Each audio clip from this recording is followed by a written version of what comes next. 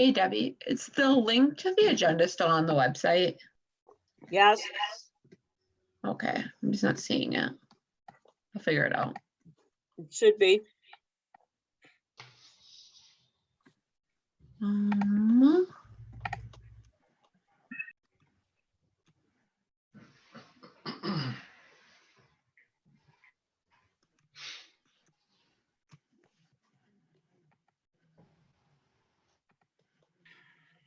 I found it.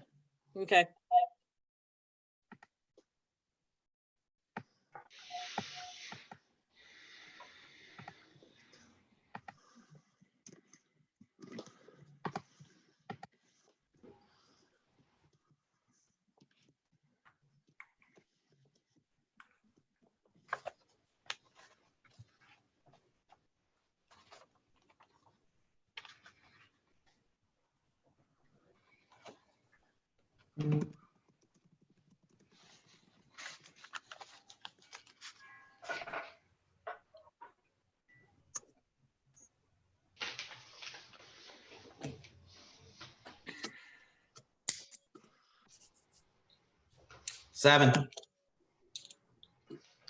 It's 7 o'clock.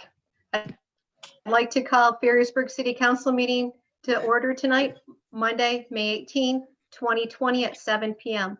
Pursuant to the executive order number 2020-75, the city of Ferrisburg will conduct its business via Zoom to mitigate the spread of COVID-19.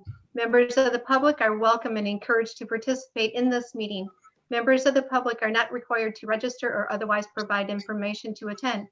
Please utilize the mute function on your phone while on the conference call. When appropriate, Mayor Hoppe will run the virtual meeting like a regular meeting. There will be opportunities at the beginning and at the end of the meeting for public comments. Roll call, please. Mayor Hoppe, Here. Councilmember DeWitt,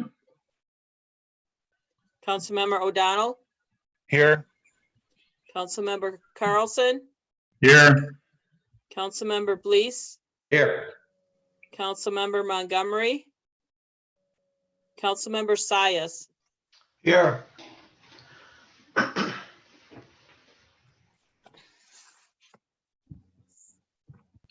Okay, moving down with our next item is a moment of silence. Please remember all affected by the COVID-19 and our residents who are now struggling with all of the flooding in the area.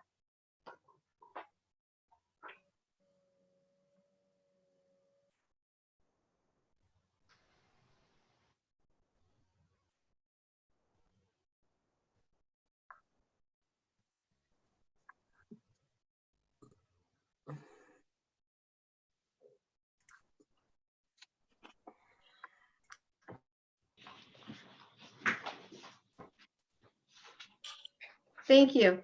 At this time, please join me in saying the Pledge of Allegiance. Pledge allegiance to the flag To the flag of the United States of America and and to the republic For which it which it stands, stands, one nation, and under God, indivisible, with with liberty and justice for all.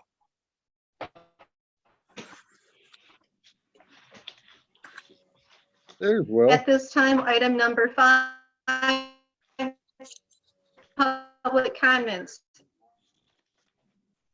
With public council, time for public comments will be given with an agenda item as discussed. If you have a comment or question, please raise your hand to be recognized by the mayor. After being recognized by the mayor, please stand, give your name and address for the record. Proceed with your comment or question for 3 minutes. Any public comments at this time? See none, we'll move down to item 6. Consideration and approval of consent agenda. Approve the May 4, 2020 City Council meeting minutes as printed. Approve the agreement with Republic Services to provide a 1-day residential trash pickup on Saturday, June 20.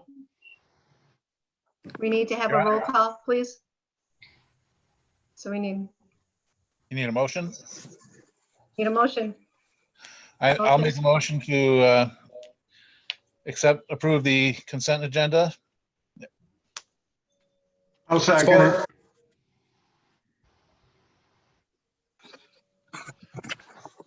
You ready for roll call? No, I didn't. I have a Is comment. there support? Someone has a Roll comment. call, please. There's a comment. Go ahead. Can I go ahead? Pardon me? Your Honor, I have a question and a comment on this. Okay, Are we getting a little ahead of, go our- ahead, Mr. DeWitt. are we getting a little ahead of ourselves with the June 20 pickup? We don't know if we'll even be out of lockdown by then. So is that something that can be moved in the future? Or is it something we are locked into that date? No, if we're still in lockdown or stay-at-home order still in effect, we can cancel. Okay, so we're not, But if it's really, shouldn't affect the stay-at-home order because they're picking up waste. So if the waste hauler is able to do the service, it shouldn't matter if we're at stay-at-home or not, because we're not promoting people to getting together or going out of their house. okay, so it should be a go regardless. Yes, as long as the waste hauler can do this, yes. Okay, thank you. Okay. Any other discussion before we move to roll call?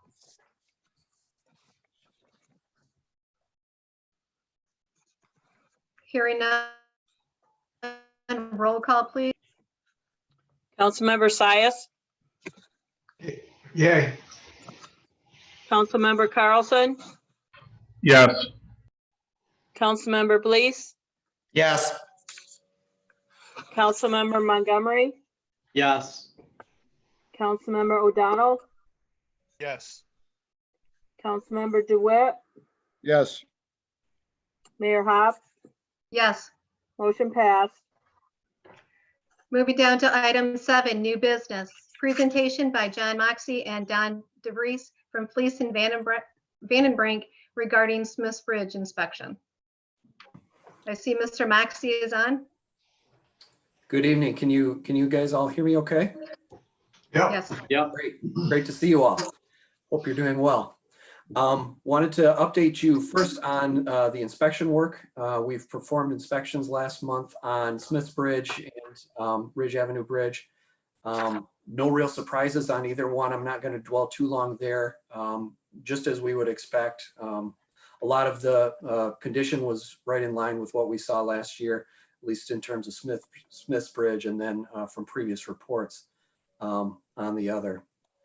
Then going forward from that, we have drafted the application for the MDOT local bridge program. It was nice. MDOT backed up the due date from May 1st to June 1st this year because of COVID and all the related logistics that go into that. And really what I wanted to do tonight, Craig, I don't know if you have materials you would like to share or if we just want to talk through it. What was your thinking?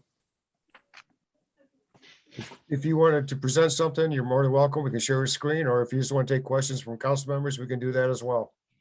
All right, well, maybe what I'll do is just briefly, actually, I'm disabled from sharing.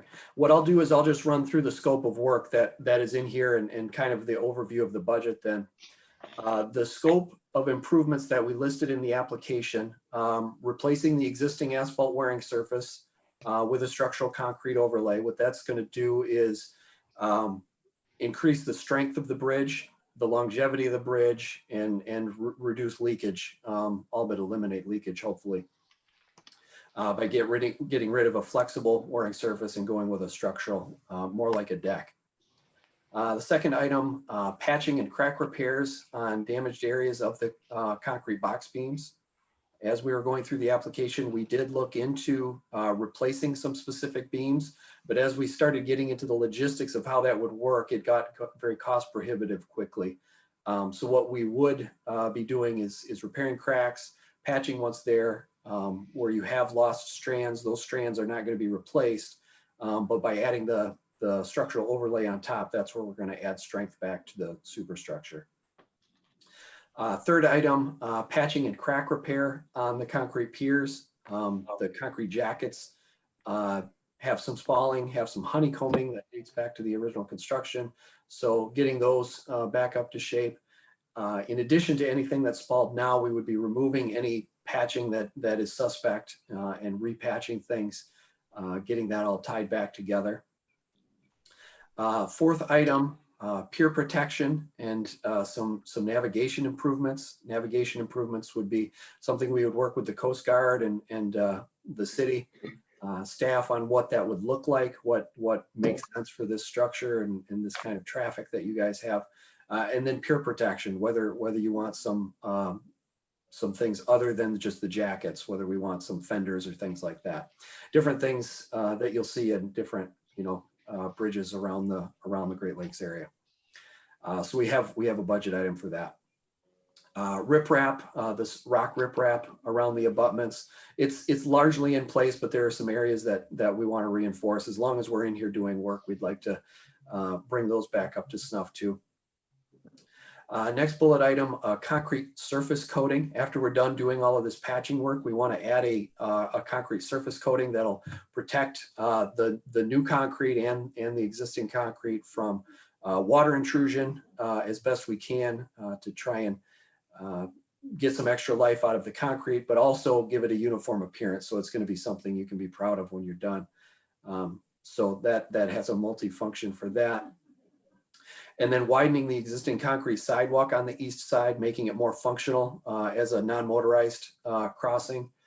So we would widen out that concrete sidewalk. Again, that would be a structural improvement that we would be doing kind of in conjunction with the deck work. And then reconfiguring the approaches, improving the approaches to transition into that widened sidewalk on the structure itself. Right now it's narrow on the approaches. It will still be narrow on the approaches, but we'll taper down to that instead of just an abrupt ending for safety and other reasons. So the cost estimate we came up with for that work, MDOT has us break it down based on the approach and the structure. We came up with about $150,000 of approach work, again, to just kind of reconfigure, do some resurfacing, some curb replacement, sidewalk replacement, things like that. And then on the structure, we came up with about 1.2 million. Those numbers, and so the total is just over 1.3 million is what we came up with. And that includes a pretty healthy contingency. That includes also 3 years of inflation, because we are applying in 2020. This would be for 2023 construction. So they have us add inflation to that as well. So that is what we've got set up, at least as a budget for construction, pending any conversation we have tonight. The village would, or the city would be responsible for something 5% at least of that construction plus engineering costs. One of the big questions I have for you as a governing body tonight is MDOT requires a minimum match of 5%. They have a field in their application itself that they added recently so that you can offer more than 5%, just as a way of making your application that much more attractive. So we recommend that you do that if you can make that work financially. Go to 10 to 20% it always looks better if you're putting more skin in the game, so to speak. So that is the feedback we need tonight. And then there is a resolution next on your agenda, basically just a basic resolution of support. You've passed a similar resolution the last few years. The only difference is changing the scope from a resolution asking for replacement funds to a resolution asking for, it falls under the preventative maintenance category. This would be a heavy preventative maintenance project. And with that, I will certainly entertain questions, comments. I will start out just providing clarification, because when you asked for that, a recommendation of 10 to 20% of the matching, that really does equate out to, we're saying what, including engineering costs, we're up to 25 to 35%, which would be 325,000 to 455,000 guesstimating. Yeah, at this stage, we usually recommend that communities budget about 15% for design and construction engineering. So it would be that 15% plus whatever match, 5% to whatever you end up pledging. Okay. Just so everyone understood what it equated out to financially. So also, I do want to thank you for adding the corrections to your narrative that you presented to us before. I appreciate those corrections being added in. Certainly, And yes, we welcome anything else you have that you feel, would bolster this, by all means. And a thank you to Councilmember Belize for readily attending the MPO meetings, and Mr. Buzzinger also, because obviously we have a letter from MPO in here too. You'll include that with the application also? Correct. Okay. With that, does council members have any questions? Any clarification from Mr. Maxey? No. Your Honor, I have two Yes. questions. Sure. Mr. Moxley, my concern has always been the piers underneath that supports the bridge. As I understand, as you presented it, some of those old patches that are delaminating, you're going to take off and redo. Correct. That would be the intent. And I should have mentioned it earlier. The underwater inspection is actually going on this month too. Craig, do you have a date on when that has happened or will happen? I've seen something from maybe haven't come, I don't know if that's the report or what, just came in tonight. Okay. If anything significant comes from that before June 1, we'll certainly reflect that. We do have a line item. We have budget in there to do work under the water if we need to. And that will certainly be refined throughout the design process. Okay, then my other question is to Craig. Craig, what can we realistically put in there? 10%, 15%, 5%? Realistically, what can we write the check for? So in your packet and the draft agenda or draft a resolution, I proposed a 15%. So if we did 50% on the bridge and 15% engineering, that's about $195,000 each, or about $390,000. At June 30 of this year of 2020, we'll have probably about $260,000 in reserve for the bridge. Next fiscal year, we got budgeted $85,000 to put in reserve. So at next year, at June 30th, 21, we should be able to have $345,000 in reserves to pay for the engineering and the 15% match. So what you're telling me is we will have the money available when this project comes due. That's correct. Okay, thank you. One question, Mr. Maxey, with this grant application being, if we are awarded the grant, it would be for the construction period of 2023. Do you have a projected date of when that might be? Like early in the spring? Would it be after July 1 of fiscal year? That's far enough out for a project like this that we could really, work around community needs. Sometimes, you're in a situation where we might want to avoid the summer. So maybe we would try and get it done in the spring ahead of, the heavy boating season. But we can move it around throughout the 2023 construction season. I've done it even sometimes where we'll try and construct it even before, 3 years out. But yeah, we have flexibility. We can certainly plug it in wherever it makes sense on a local level. With a lot of boaters in the area, do you anticipate blocking any boaters going under the bridge during construction? What we would normally try to do with a project like this is shift people around so that they would have at least one span to get through at any given time. Hopefully more than that, but we would kind of stage the work so that we would not have to close that. Because this intersection right now is the highest, and that's the way that boats are navigating in and out of the bayou because the water level is so extremely high. Sure, for sure. Yep, we certainly would do everything we can to keep that link intact throughout. Okay, thank you. Any other additional questions from council? Mr. Moxey, how long do you expect construction to take?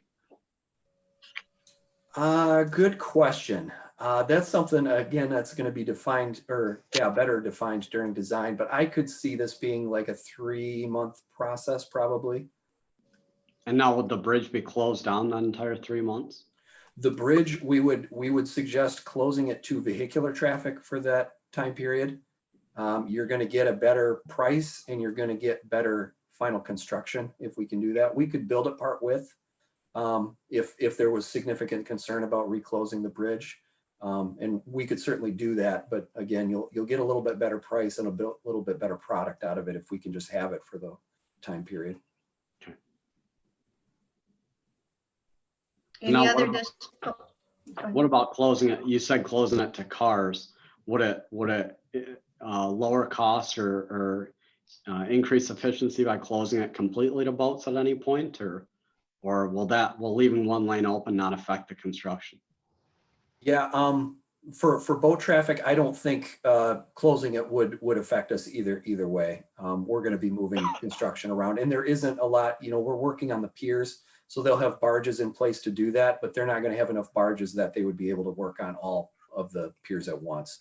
Okay, So I don't think keeping it open to boat traffic is really going to impact you. good. Any additional comments, questions? I have a question. Mhm. Back to underwater inspection, where they need something major, it's gonna cost us a lot more money.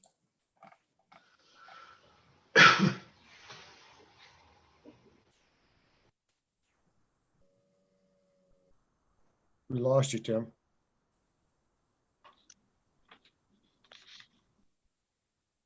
Your Honor, Tim's question was if the underwater inspection shows a whole lot of damage or something we don't anticipate, that would cost a whole lot more money. That was his question to John.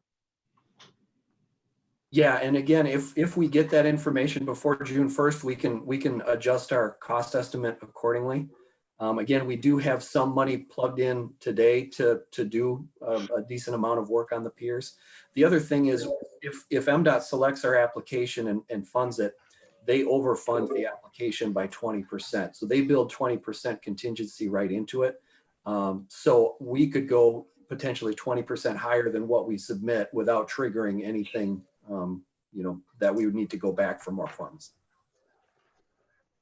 Judging from the past underwater inspections, which we've had, what, 4 or 5 of them on file. I don't anticipate personally any issues with the underwater, do you? No. Judging by the 2017 report, I think the portion of the piers that was underwater was in better condition than what you see above water. Our most concern is from the water level up, correct? Agreed. Yeah. Yeah, okay. I just wanted to clarify that.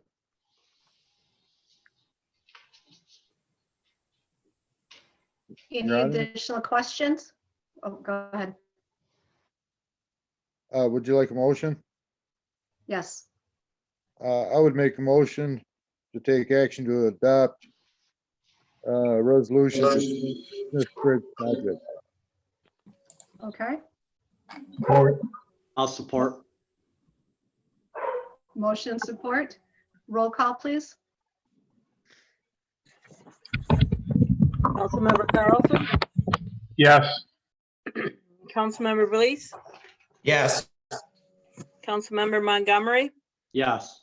Councilmember O'Donnell, Yes, Councilmember DeWitt, Yes, Councilmember Sias, Yes. Mayor Hop, Yes. motion passed. Thank you. Thank you very much, Mr. Moxie, for your assistance in getting this done. Yeah. Thank you for helping us. And I guess what I heard is that we're going to go with 15% local match. And I guess we should at least take a straw poll maybe and see what the consensus is on whether we want to do this part with, because I may want to tweak our cost estimate a little bit if that is the sense that we want to do this part with, just to make sure we're covered. Your Honor, I would recommend that we close the bridge. I think if we can, Council? I think if we can get a better, Question cost. is, yes. If we can get a Okay. better cost and it's a better quality, I think we should. I mean, our residents have dealt with it closed for 3 months already.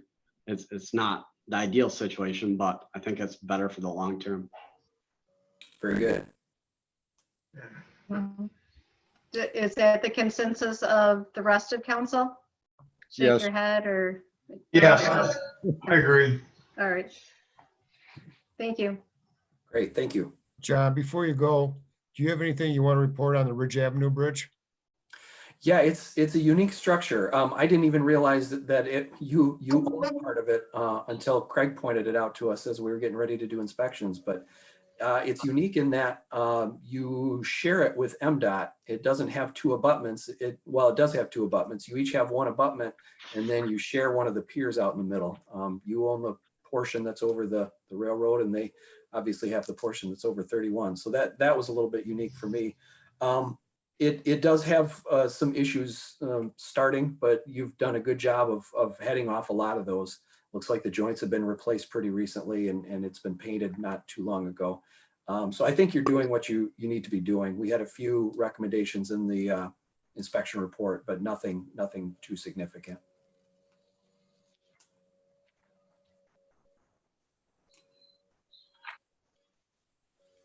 Thank you. Any questions Yeah, Your Honor, Craig, from council regarding the Ridge Bridge the inspection? recommendations Yes. that John has made, we can fit in the budget and take care of. We'll work on that, yes. As I recall, they weren't very expensive or very extensive repairs. Didn't look like anything major, no. Okay, thank you. So I do have one follow-up question on the resolution. We put that we intend to perpetuate a bridge that will support all legal truckloads. But then we put in the grant narrative that the project currently proposed will not eliminate the need for load restrictions.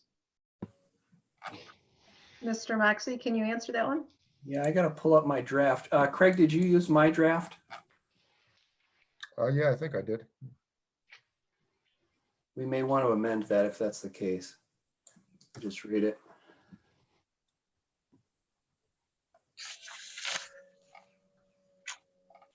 So mine reads, whereas City of Ferrysburg owns and maintains the West Spring Lake Road Bridge over Smith's Bayou, and whereas the bridge is deteriorated and in need of preventative maintenance improvements to improve its safety and reliability to extend its useful life, and whereas the Michigan State Legislature and U.S. Congress have appropriated funds for preventative maintenance of local bridges in the state of Michigan, whereas the City Council supports an application requesting funding for this project, now therefore be it resolved, the Ferrysburg City Council approves filing an application with the Michigan Department of Transportation for the local bridge program for preventative maintenance funds improvements as described in the application. And be it further resolved, if the grant application is successful, the Ferrysburg City Council will commit to fill in the blank local match for the project. I didn't have anything about. Okay, I must have an old one then. Okay, yeah, maybe in previous versions, I believe there was some language to that effect.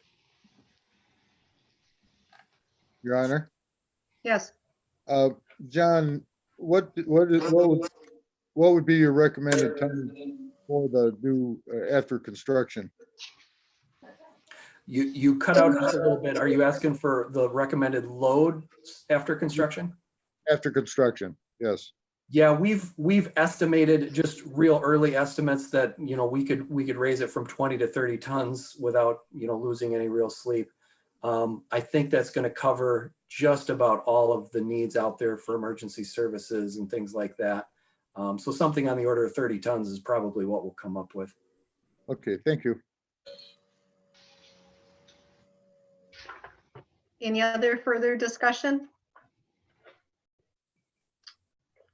Okay. Hearing none, we will, and thank you very much, Mr. Moxie. Good discussion. Thanks, everyone. Thank you. We will move down to item 7C. Pardon me? With item 7C, discussion and take action if appropriate to adopt a resolution regarding public employer contribution to medical benefit plans. That information was in our. Craig, could you review this for council, please? Yes. So with Public Act 152, the employer has three options. They can limit, well, they have two options here. The employee can pay a maximum of 20% of the premium. The employer can pay no more than 80%, or the employer can opt out with 2/3 vote of the council. For the number of years, the city council has voted to opt out of the Public Act 152. Currently, the employees pay 15% of healthcare. If council wishes not to approve this resolution, the employees' healthcare premium would rise 5% up to 20%. I'd like Okay. to make a resolution, motion. I support. What's the we- motion? So what's the motion? Are we opting out like in the past? I'd like to make a motion that we opt out as we have in the past. Okay, So they maintain the current. Support. okay. Any further discussion around this move?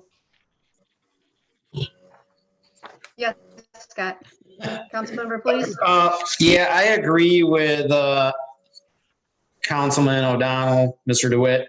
I think we should opt out of it. I think our staff deserves good health benefits, and I don't think we should increase their cost share by 5%. I agree. Any other questions or comments before we go to a vote? Okay, hearing none, roll call, please. Councilmember Blease, Yes. Councilmember Montgomery, Yes. Councilmember O'Donnell, Yes. Councilmember DeWitt, Yes. Councilmember Sias, Yes. Councilmember Carlson, Yes. Mayor Hop, Yes, motion passed. thank you. Moving down to item 7D. Discussion, take action if appropriate to approve the Fourth Amendment to the license agreement between Aetna USA Incorporated and the City of Ferrisburg to install 2 additional monitoring wells at William Ferry Park. And Craig, would you like, or Mr. Bessinger, to review this with the monitoring wells information? Yes. So a number of years ago, there was some contamination from Dockside Mobile that migrated over to William Ferry Park and has migrated over to Johnson Boiler property a little bit. Over the years, the consultant has put monitoring wells in the William Ferry Park to monitor the contamination to make sure it doesn't get into Spring Lake. Right now, we got 20 monitoring wells in William Ferry Park. We received a request to add 2 additional monitoring wells. The location of the new wells would be are shown in your packet. One would be down to about 10 foot, another 20 foot. They're pretty close to our 20-inch transmission main in the park. We asked them to relocate the wells, and they agreed to do that. And your packet is a Fourth Amendment to the license agreement stating that the city will allow the 2 additional monitoring wells. Also in your packet is an email from Mr. Knorr from the Environmental Quality in the state of Michigan. He supports the request to add additional wells.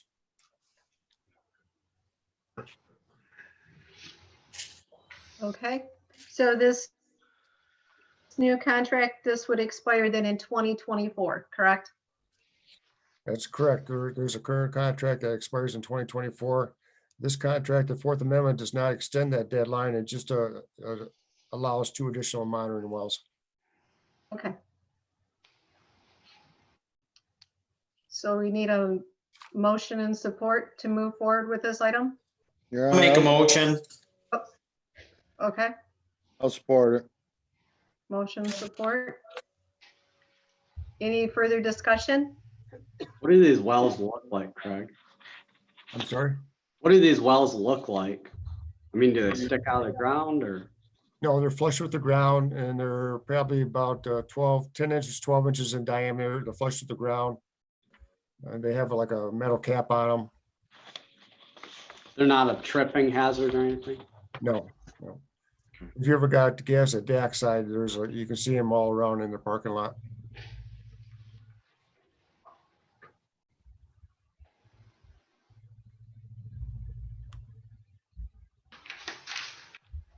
Any other comments or questions? Councilmember Your Carlson? Honor, I got a question. Maybe Yes. what is the level of contamination? Does it continue to increase or decrease? Do we get reports from this company of what's going on, what's active out there? We haven't got a report in a period of time. The state of Michigan does get a report. When we extended the license agreement last year to 2024, at that time, there was some indication that the contamination is degrading and that there were some hot spots in there. But they're confident that it's going to degrade before it gets to the lake. And they're really working on a plan to put restricted covenants on that property. And because the contamination will be at a point where it's no longer a health hazard. Okay.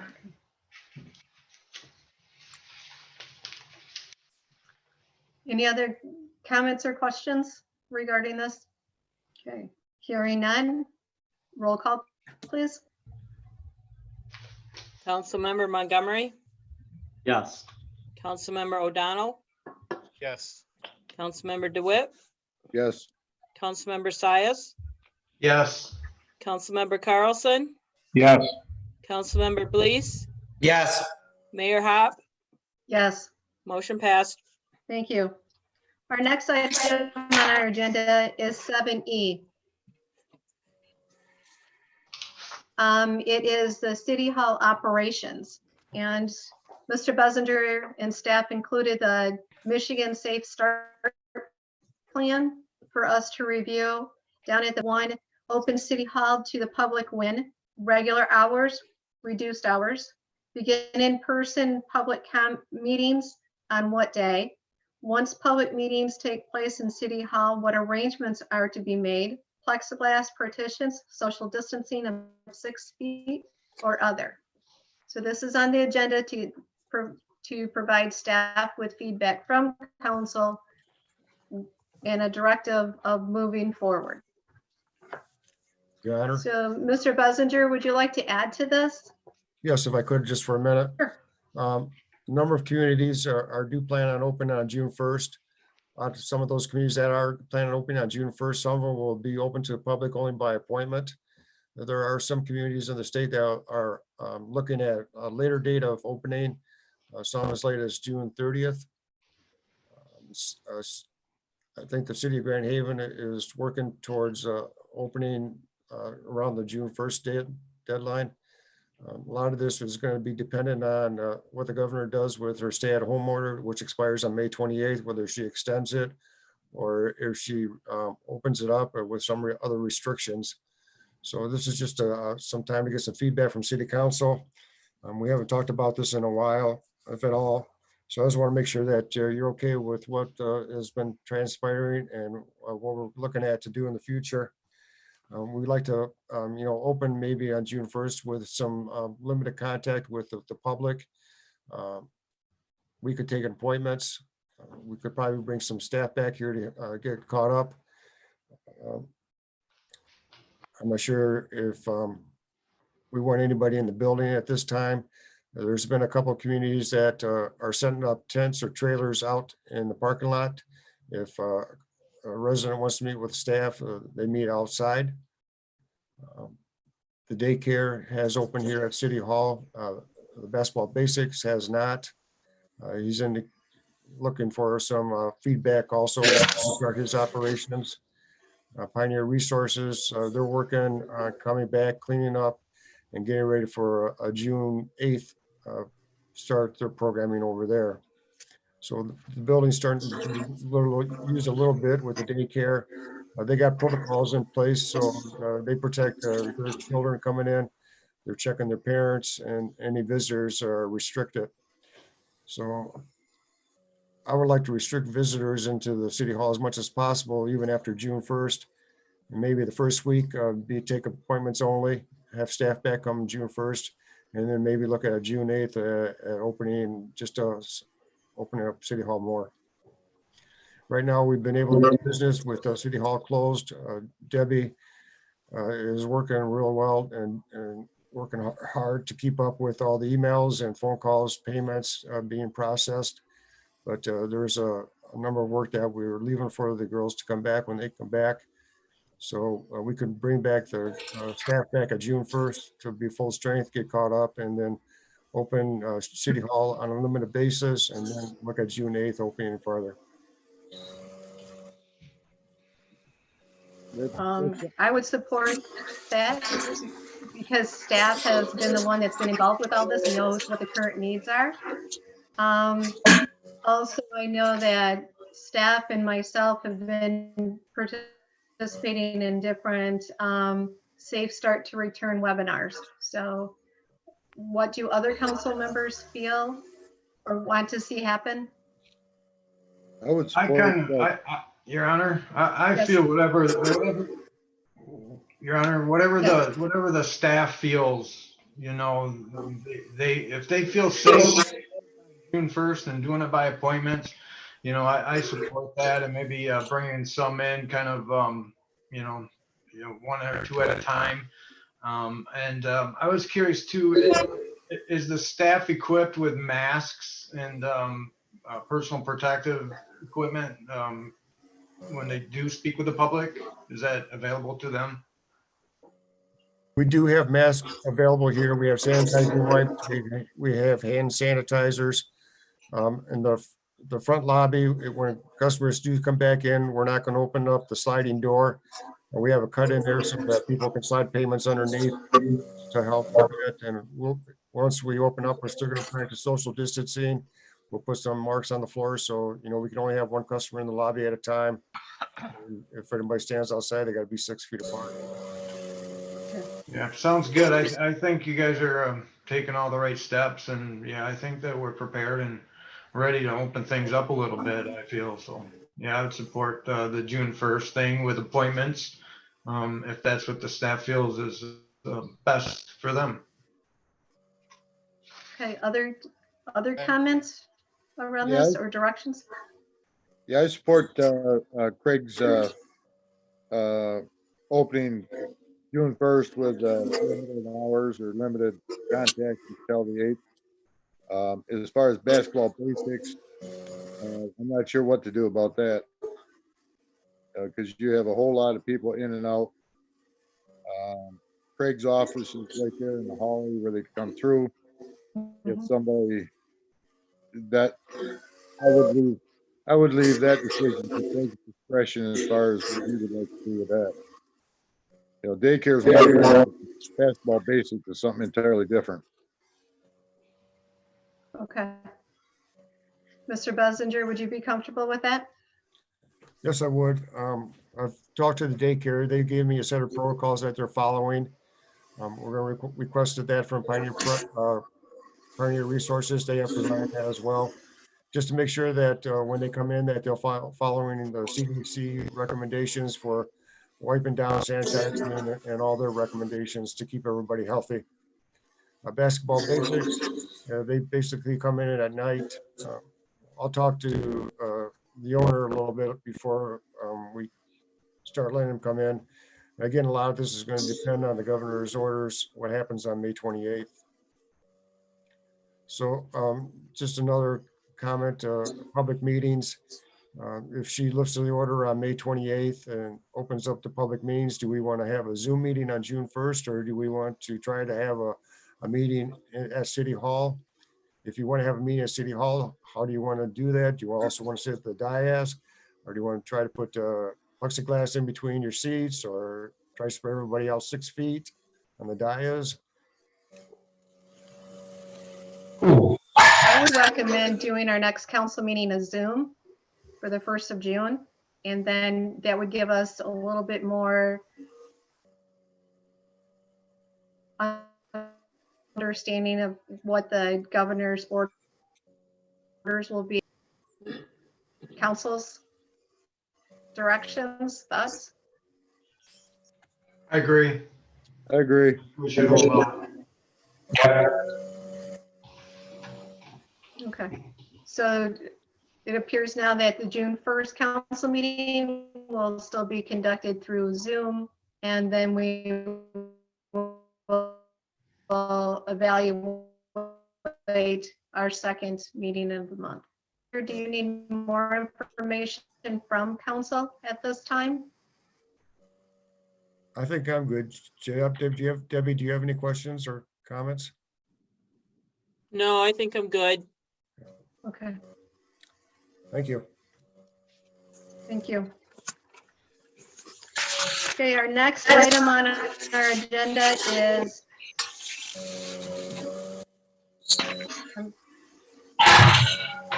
there is some static feedback. Work session 7F, proposed 2020-2021 budget. Mr. Bessinger? Okay.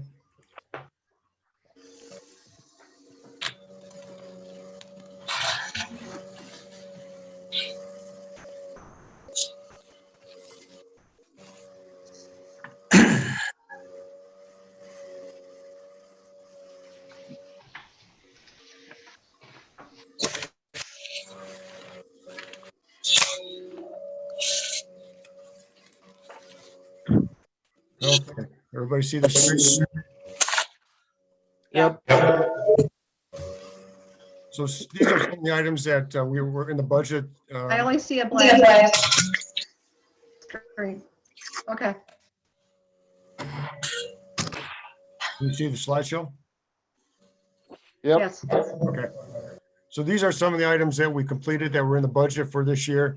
We did a new telephone system. We put a new salt spreader on it as a spare. We replaced the hydrants. We did the self-contained breathing apparatus. Landscaping here at City Hall will start sometime this month. Sidewalks on Pine Street and the North Shore Drive project, which should be completed sometime in June.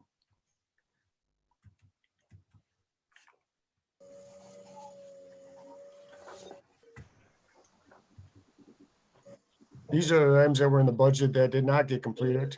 We were going to do some additional parking here at City Hall, at Sunnyside Park. We're going to put some water valves on the Van Wagner water main. One on each side of the highway to control the water a little better.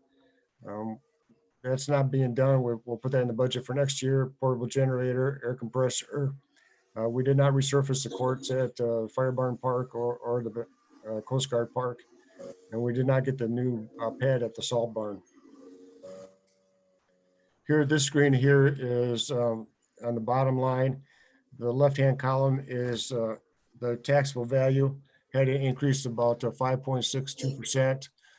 The SUV value for the city increased 11.78%.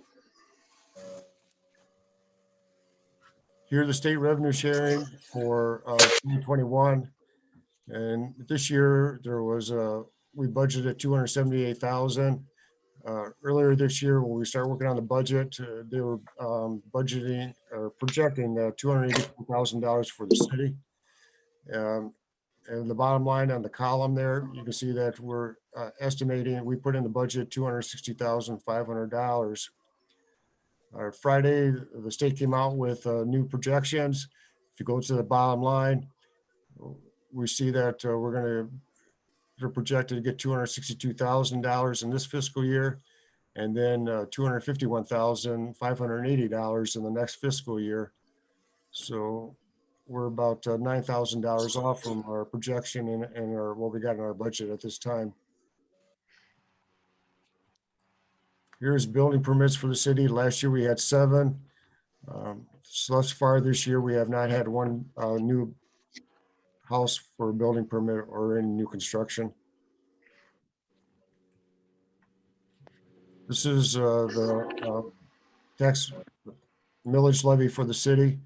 You see on the bottom line for 2020, the millage reduction fraction, the third column was 0.9809. Taking that to multiplier to the millage that was levied last year, the maximum millage the city can levy this year is 7.8788.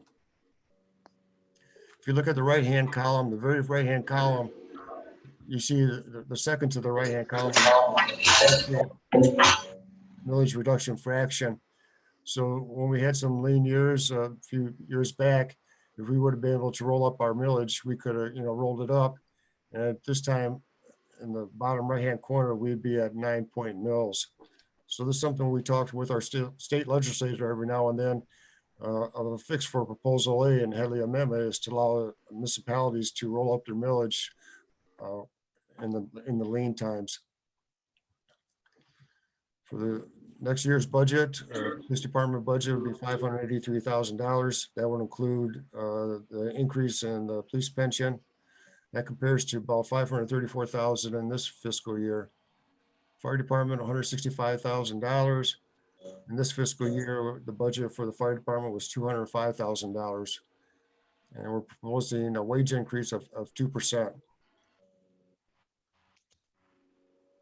These are some of the items that are in the community promotion. So right now with the 4th of July being canceled and the mayor's dinner, you see that we got 40,000 in there budgeted, but we're going to lose, not spend 6,000 because of the cancellations. Craig, Yep. quick question. Yep. Have you heard anything about canceling Coast Guard yet? No, I have not. Okay, thank you. Anybody has a question, don't hesitate to ask. And just another item, you know, we're putting this budget together with the COVID-19 going on, with projections being reduced from the state revenue sharing, projections for Act 51 being reduced. We're going to probably sit pretty tight on this budget and not make anything really major moves until we really see how this is going to shake out in the future.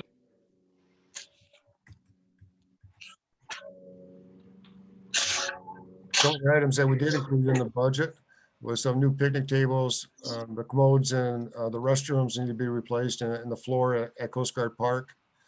We got our annual contribution to NORA. Again, we're going to put some money in there to pave the parking at Sunnyside Park. And we want to re-roof and paint the pavilion at Coast Guard Park. Other items that we have in the budget, our auditor is recommending that we get some payroll software and timesheets. To do that is a $20,000 investment. We got some money in there to repair the bricks here at City Hall, to improve the restrooms, new computers, typewriter, printer. We did not put any money in for the new sound system. Katie did some research on that. The company that does our sound system has indicated that even if we had new sound system, it's not going to pick up the mics anymore better than with what we have now.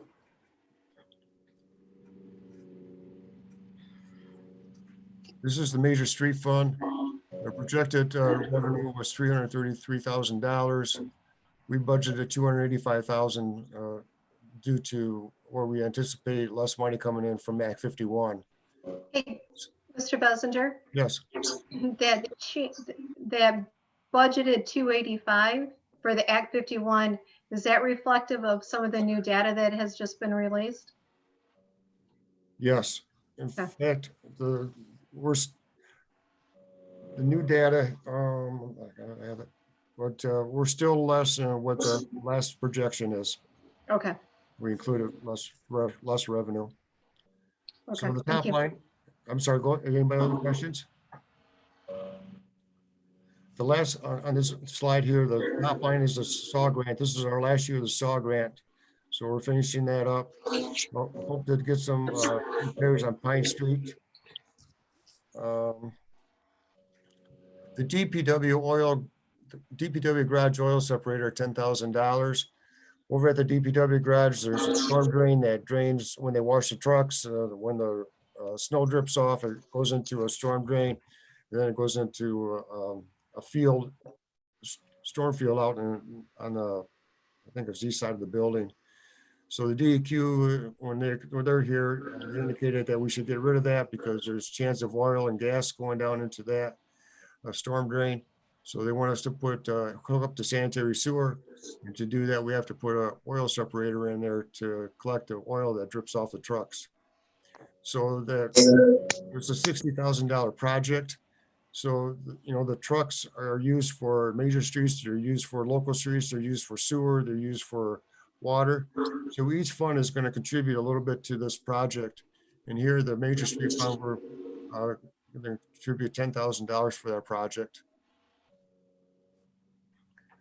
Local street, projected revenue was 103,000. We budgeted 85,000. Again, we have some money in there for the SAW grant. And here, the local street is going to pay $10,000 for the home separator in the garage. So April estimated was, the latest one that came out was $415,000 that we expected to get from Act 51 dollars. In our budget for 2021, we included $370,000. Capital improvement, the dump truck, we might push it out a year just to see how things play out. The pickup truck, with the new can system and the lift stations, the Public Works would like to get a pickup truck and a crane so that they can lift stuff up and down the can. And then for the one thing for sure that we're gonna do in this budget is probably that seawall at William Ferry Park. It's deteriorated, it's wood. And we got a couple prices in there, so we think it's gonna cost about $45,000 to do that project. If you drive by William Ferry Park now, you can see that it's all fenced off with orange fencing. Craig, quick question. Oop, Craig, Yep. instead of getting a $48,000 truck, can we put a crane on one of the trucks we have? It seems to me most of our pickups are relatively new, aren't they?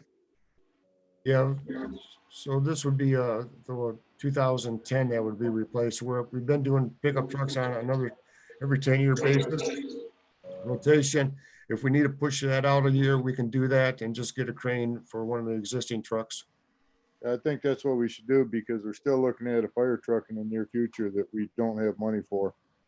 Right. So we need to kind of, the vehicle fund, maybe we should kind of rein our horns in a little bit on. Okay.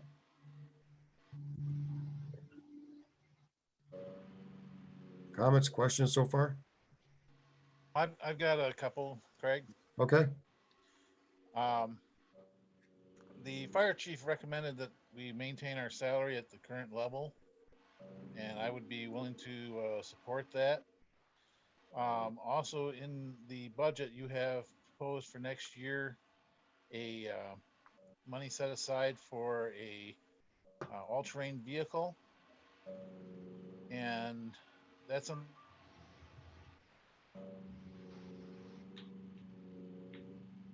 pipes from Spring Lake Township or Spring Lake Fire. So I lost you a little bit there, Tim. So let me see if I can try to answer what I think you asked.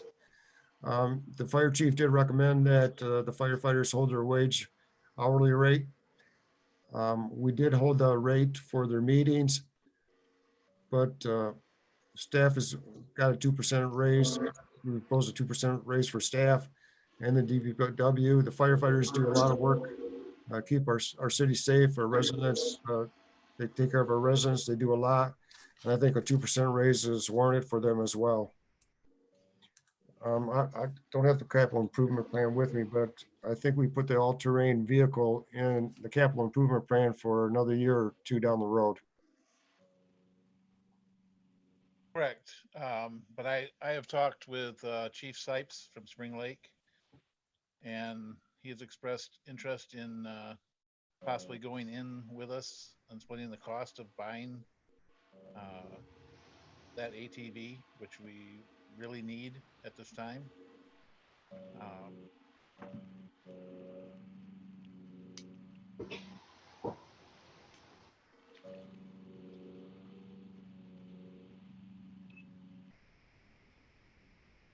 I'm sorry, Tim, you're cutting in and out. But I can talk to the fire chief about that. I can review that with the fire chief, the all-terrain vehicle.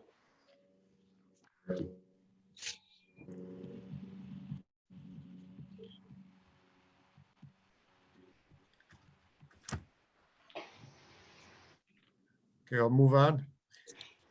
This is a debt service fund. We'll see this until 2024. The bike path bond payment of $145,000.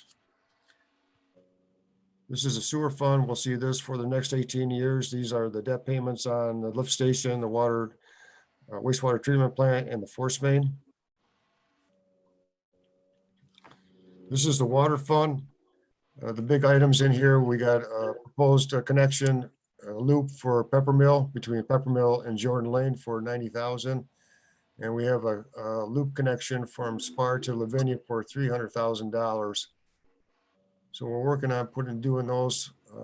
Those are something that's been in the water reliability study for recommendations for a number of years. We're getting into a position to be able to finally do those projects. So we included those projects in the upcoming budget. Here you see that the water fund is going to contribute $10,000 to the oil separator. The sewer fund as well. If you notice there on the HydroCorp, the $24,000, just keep that in mind. We'll come back to that in a slide or two. And also with the Van Wagner valves in there at $25,000. Software for meter reading is getting obsolete. We need to replace that. When you do that, we'll probably have to replace some meters. So we're going to start working on that project in the future. It's the Public Works Fund. They want a junior wing plow. That would be a extension to the plow that they have underneath the truck now. So one plow can do 2 lanes. Some typical items that they want for maintenance and to do their job. And then the garage will put $20,000 towards the oil separator. So one of the new rules coming Craig, down. could you, Go ahead. Craig, Yes. Mr. Bellinger, with that previous slide with the capital improvement with the public.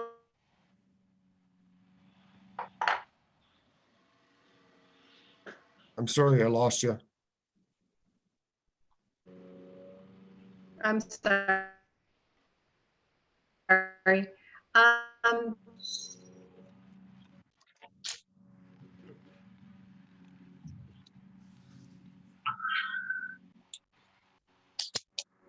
Sounds like everybody needs better internet connection.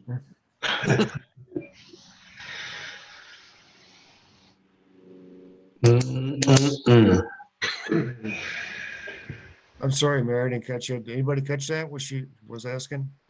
She broke up. No, Just wondering about, did the DPW, have they added into their capital improvement regarding the new pump to replace that 1981 pump that we're currently using right now? It's not in this budget, but it's in the capital improvement. Okay, To do that. okay. Because with all this rain and what we've seen over the weekend, I think it's really critical to consider that in a new purchase. Agree.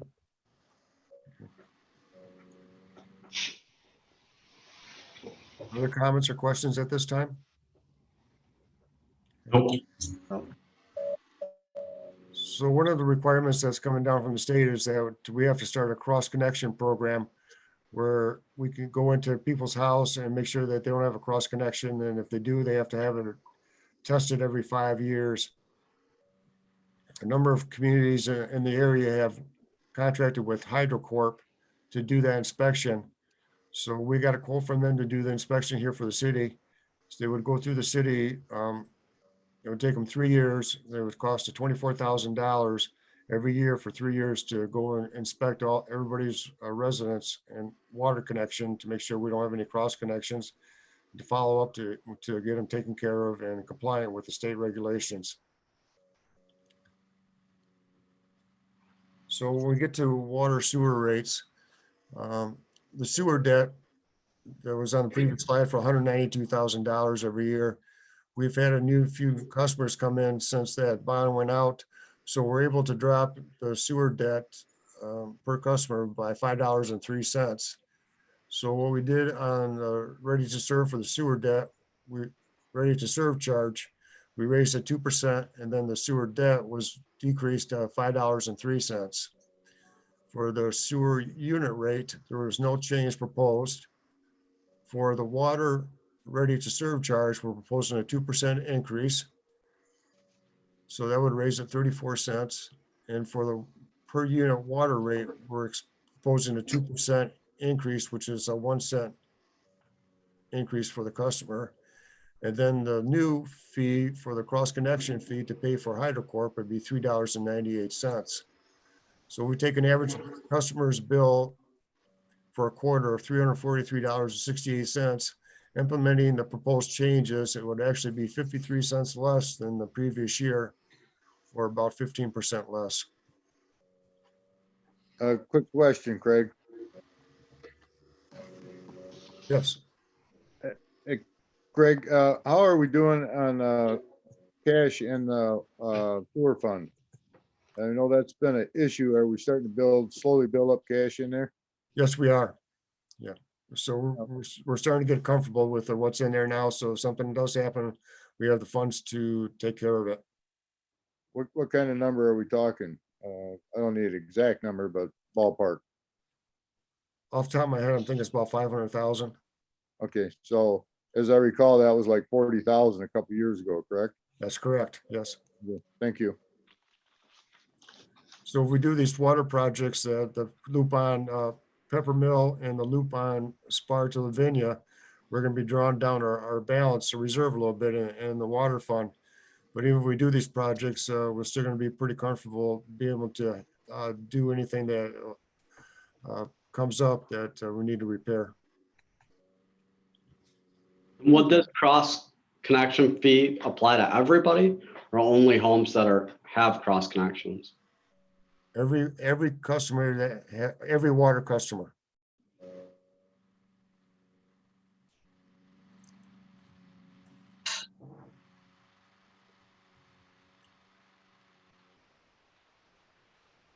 That's really all I had on the budget. Any other questions? Any additional questions for Mr. Bessinger from council? Nope. Okay. One question, Craig, we have a little flexibility in there if we have to adjust a few things up or down. We have a little cushion in there, very little cushion, but we got projects that are not going to move forward unless we're able to do it. And we're confident that our revenue is going to be stable through the end of the year. So we have a very conservative budget at this point. Yes, we do. Okay, thank you. Okay. We'll move down the agenda to item 8, public comments. Ms. Wieringa, do you see any hands up with our participants? No, I do not. Okay. Then at this point, number 9, we'll move down to reports. City manager. Yes, I got one item to discuss with City Council. Last Okay. year, probably mid-July, City Council agreed to increase patrol on Spring Lake for no wakes, and that was a $5,000 cost. Want to find out from the council if there's interest in doing that again this year. Spring Lake Village has agreed to fund for additional patrol out there on Spring Lake to enforce no wake. Spring Lake Township has not. If the city did, we would ask them to patrol heavily the area between us and the village for no wake. There's been a lot of concern with boats going around the Vites Landing area, Lakeview area, and up when they head up towards north on Spring Lake. When they get too close to the shore, that with the high water, it's causing a lot of property damage. So this is a question for City Council to see if there's interest in moving forward with additional patrols for Spring Lake at a cost of $5,000. Absolutely. Do you need a motion for this, Craig, to move forward? Yeah, yes, please. You would need a motion. Okay, council, we need a motion support to move forward with this. Your Honor, Support. I support it. So Councilmember DeWitt put the motion out and Councilmember McGowan. Who seconded the motion? Raise your hand. Okay. Okay, at this point, roll call, please. Councilmember O'Donnell, Yes. Councilmember DeWitt, Yes. Councilmember Sias, Yes. Councilmember Carlson, Yes. Councilmember Blease, Yes. Councilmember Montgomery, Yes. Mayor Hop. Yes. Thank you, council, for putting this through. It's really important with people living on the lake shore and with all the high water and this flooding that we have. It's so essential to keep the boat traffic at a slower speed. Mr. Bezinger, did you have any more on your report? That's all I have. Thank you.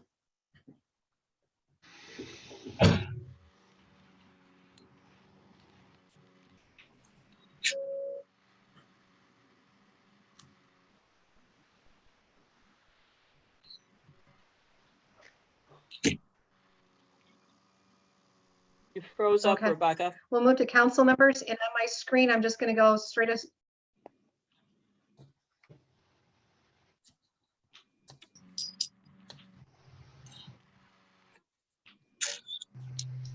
Should we just go to Councilmember O'Donnell? Sure, Councilmember O'Donnell. Yes. Can you hear me? Yes. Okay. Just a couple things real quick. This reminder, this is the EMS week, right? And also, I'm going to encourage everybody that's listening. I've sent out an email, but there are people out there that are afraid to go to the hospitals because of the COVID virus. Please do not hesitate to go to the hospitals. It is safe to go. Anybody that goes with a COVID concern goes into a separate area, self-contained, away from the day. Was it fell and possibly fractured their hip. Been in pain for 4 days because she was afraid to go in. So please call us. We're there to help you. End of report. Okay, thank you. Councilmember Blease? I'll be attending another MPO Policy Committee meeting Wednesday, May 20th by Zoom. And yep, at least Miss Bridge is on the radar. So that's, we've been trying to do that for years and years, so. Planning Committee met on Zoom May 7th. Looks like we're gonna have 2 new members of the Planning Committee, possibly a 3rd one. And look for more information. It'll probably be on the next agenda. End of report. Thank you. Councilmember DeWitt? No report. Councilmember Sias? Yes, the beautification committee has reluctantly decided to cancel the 4th of July parade and all activities of the day due to the coronavirus and my start plan. We didn't think we'd be far enough into that with social distancing, kind of not an option. So let everybody know. I'm sure the news has gotten out, but 4th of July parade and all activities of the day have been canceled. So Thank you. that's all I have. Councilmember Montgomery? I have one question to start out with for Councilman Sias. Have you guys ordered the banners for this Thank summer? you. Yeah, the ones that go up flagpoles. Nothing? Yeah. Yeah, I believe we ordered those. I'm not sure when they're gonna go up. Craig might know more on that. So they have been ordered. We have put a deposit on it. The company is doing it, is having issues getting material because of the stay-at-home order.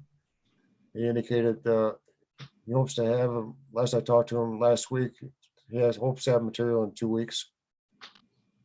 Okay, yeah, that's good to know too. Yeah, so I guess the virus is slowing that down and lots of other things as well. So But our planners are going up on the poll, so look for those at least. Yeah, so my only thought was if they hadn't been ordered yet, if we could do something around, community togetherness and thanking our essential workers and encouraging everyone to stay safe. Yeah, it might be something to look at, additionally. Maybe we can come together and discuss that in our next meeting. Maybe we can make something special, just for what we're going through now. That's probably a good idea. Yeah, I'll definitely bring that up. Thanks, Will. Yeah. Yep. So as far as my stuff, we have a rec commission meeting this week. We actually just welcomed Mrs. Emily Steerley right before we went into the shutdown as a new member, and regretfully we just got a resignation from Mr. Martin Alexander, who's been a longtime member, played a big part in the rec commission, especially the Fire Barn Park.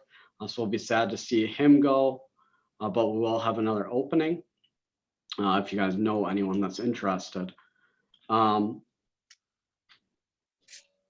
Other than that, we've had some connectivity issues tonight. I'm not sure if you guys know, but when you join a Zoom meeting, you are able to additionally call in from your phone. Your voice and the video might not line up perfect, but we will be able to hear you a lot better.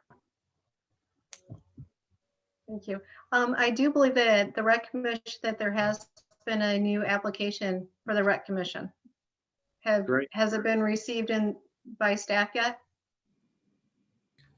Yes, and the rec commission will look at it at their meeting Thursday night. Okay. Great. She comes highly recommended. Good. So I guess anything else, Councilmember Montgomery?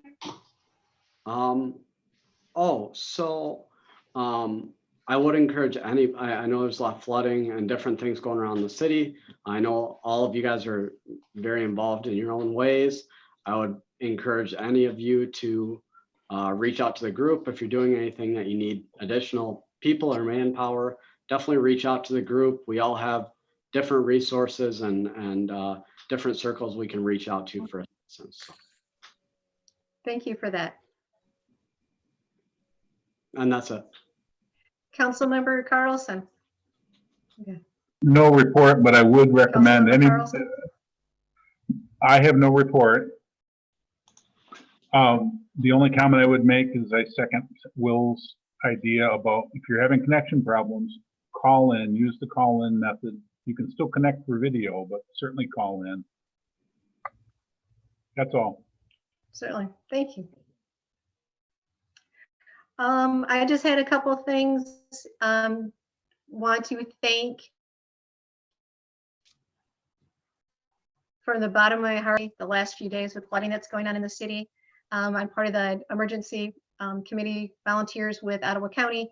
And so we've been working the last couple of days filling sandbags and getting those out to residents in the area. In fact, Mr. Bessinger was helping to fill sandbags yesterday for most of the day. So, and with that being said, just a reminder that also this week is DPW week. So when you see the guys, just do a shout out to them. I'm sure that they would totally appreciate it.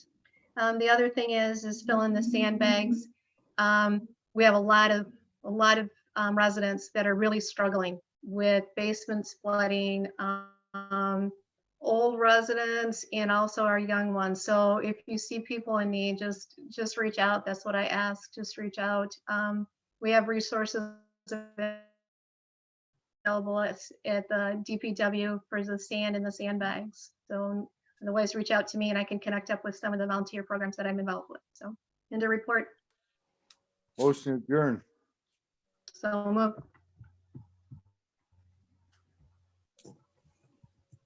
Peace out. All right. Bye.